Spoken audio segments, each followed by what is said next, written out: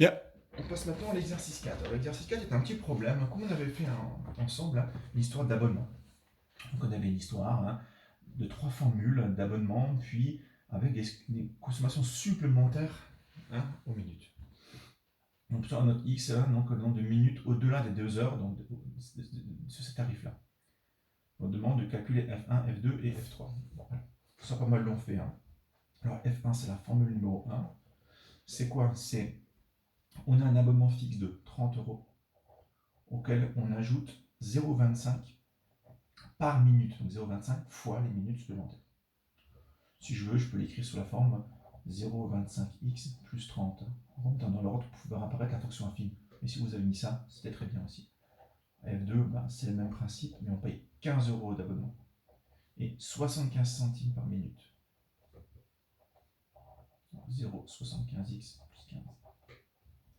La forme numéro 3, donc on a 20 euros de formule et 50 centimes par minute. Ce qui donne 0,5x plus. Voilà. Voici pour la question 1. Alors, question 2, on avait à résoudre 3 équations. Première équation, je vais la faire ici. F1 de x égale F2 de x. Alors, F1, 0,25x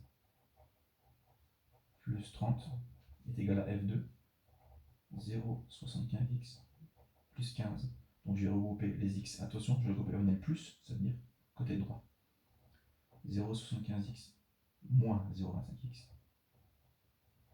30, donc je vais de ce côté-là. Plus 15, moins 15. Donc 30 moins 15, 15. 0,75x moins 0,25, ce qui fait 0,5x. Maintenant, il n'y a plus qu'à diviser. Donc 15 par 0,5, division 1, comme c'est multiplié par 0,5, on obtient 30 égale x. Ce que je vais faire, je vais mettre tout sur la même page. Donc deuxième, on a f de 2 égale f de 3. Donc f de 2, 0,75x plus 15 est égal à f de 3, 0,5x plus 20. Donc là, cette fois, le plus de x, c'est à gauche. Donc 0,75x moins 0,5x est égal, donc on laisse le 20, plus 15, moins 15. Ce qui fait 0,25x égale à 5. Je vais diviser 5 par 0,25.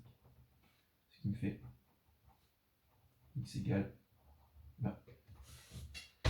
Et le dernier, f de 1 égale f de 3.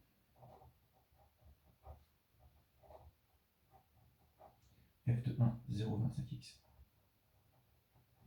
plus 30 est égal à f de 3, 0,5x plus 20. Et le plus de x du côté gauche. Donc 0,5x moins 0,25x. 30 moins 20. 30 moins 20, 10. 0,5 moins 0,25. 0,25x. Donc je vais diviser 10 par 0,25. 10 par 0,25. 40. J'ai nommé mes 3 solutions. Bien. Question suivante, on demande de représenter dans un repère ces 3 fonctions pour intervalle 0,50. On prendra comme unité 1 cm pour 5 sur les 2 axes. Alors 1 cm pour 5. Alors l'idée déjà, c'est de dire, je vais réfléchir un tout petit peu à quelle taille je dois avoir. Donc je vais faire un petit ce qu'on peut même faire, on va utiliser son graphique pour voir à quoi ça ressemble. Alors, on va sur le menu, graphique,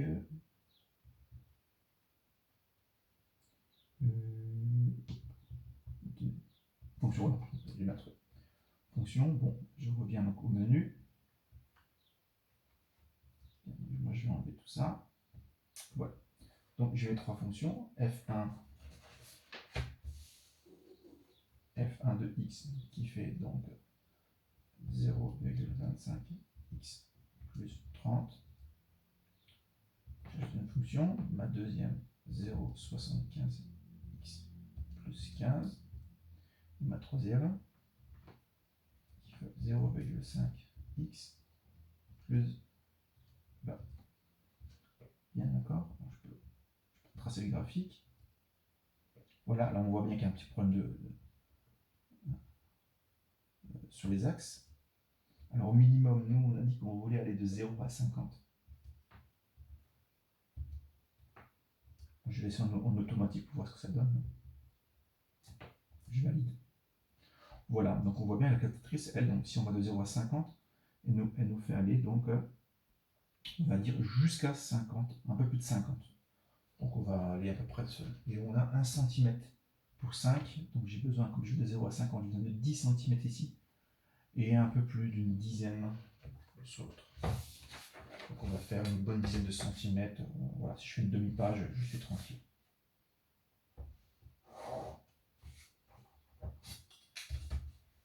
Toujours penser peut-être à rentrer sur la calculatrice, enfin de voir globalement ce qu'on obtient. X, Y. Donc, attention, c'est donc 1 cm pour 5 unités. 10, 15, 20, et je vais graduer de 10 en 10. 25, 30, 35, 40, 45, 50. Ensuite, 5, 10, 15, 20, 25, 30, 35, 40, 45, 50. Et j'y vais, donc j'ai besoin de placer donc ma fonction f1.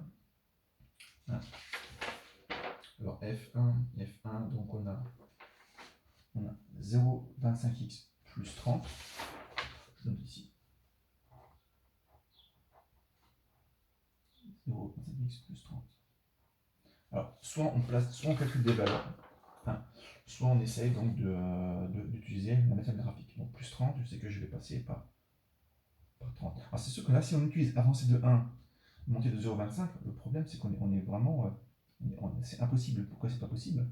Parce qu'on a 5 avancées de 1, on serait sur 1 ou 2 mm, c'est pas possible. Donc l'idée, pourquoi pas avancer de, je sais pas, moi, de 10 fois plus. Si on avance 10 fois plus que 0,25, donc au lieu d'avancer de 1, on avance de 10, donc de carreaux, et bien je monte de 10 fois plus. Donc 10 fois plus que 0,25, c'est 2,5. Donc si j'avance 10 fois plus, je monte de 2,5. Donc là on a 30, 35, on serait ici. Alors si vous voulez même plus précis, l'idée de dire le point le plus éloigné possible de celui-ci, ce sera en 50. Pourquoi pas calculer en 50. On aura le point extrémité duquel est relié. Donc si je le fais en 50, qu'est-ce qu'on obtient? 0,25x fois 50, parce qu'on fait pour 50, plus 30.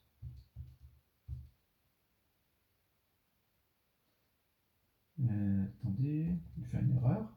0,25 fois, j'appuie sur x, n'importe quoi, fois 50 plus 30, ce qui donne 42,5. Donc je suis à 42,5. Donc ici en 50, 42,5, 45, on est ici. 42,5, 50. Et donc je vais tracer ma première droite qui correspond. Je vais l'appeler. Je marque à 50, parce qu'on est juste entre 0 et 50. C'est des 1, moi, fonction 1. Même chose, donc F2. F2, donc on a 0,75x plus 15. Donc je passe par 15, donc je suis ici. D'accord? Et je vais donc faire le calcul de 0,75 fois 50 pour connaître le point qui se trouve à l'extrémité à 50. Plus 15, ce qui me donne 52,5. Donc ici, je suis donc 50 qui est là. Moi je suis sur 50,5, donc je suis ici. Donc ici et là. Donc, je vais changer de couleur, histoire qu'on voit plusieurs couleurs. Ce sera plus facile ensuite pour la lecture. C'est donc D2. Et on termine donc par D3, qui est lié à la fonction F3, qui est donc 0,5x plus 20. D'accord, donc cette fois, je pars de 20, je veux le faire au lieu de compagnie. D'accord. Et en 50, hein, si on calcule, donc 0,5 fois 50, ça fait 25, 25 plus 1, ça fait 45. Donc je serai à la hauteur de 45.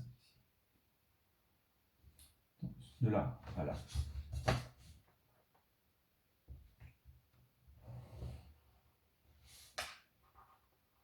Voilà, hein, et si on prend sa calculatrice, on peut vérifier. On voit bien les trois, hein, qui sont les mêmes. Correct. Dernière question, dernière question, en utilisant le graphique, donner le tarif le plus intéressant suivant le nombre de minutes. Le plus intéressant, c'est le moins cher. Graphiquement, où se trouve le moins cher? Ça, là, c'est les prix, hein, c'est en euros. Ça, c'est les consommations en minutes. D'accord. Plus je suis haut, plus je suis cher. Moins je suis haut, moins je suis cher. Donc, je vais chercher par rapport à mes minutes, quelle est la droite la plus courte, celle qui rencontre le premier. Je vois bien que si je vois 5 minutes, par exemple, ce sera celle-ci. Donc, D2. Si je suis ici à 40, ce sera la noire, donc D1. Donc moi, je vais regarder quels sont les points, d'accord, où on va changer d'une formule à l'autre, les points d'intersection. Hein, les deux qui sont là. Alors, c'est l'intersection entre D2 et D3. D2 et D3, on a vu ça. Hein. D2 et D3. Moi, c'est en 20, hein, c'est 20 minutes en moins. Donc on a, je suis pas loin graphiquement, hein, je suis ici, hein, 20 minutes d'intersection. Et celui-ci, entre D3 et D1, D3 et D1, 40 minutes. Donc ici, je suis à 40 minutes. Donc je suis entre, c'est la question numéro 4, entre 0 et 20 minutes. Quelle est la formule la moins chère? La première qu'on compte, c'est la rouge, D2. Donc c'est la formule 2. Alors, ensuite, j'ai ce morceau-là qui est le plus bas, entre 20 et 40.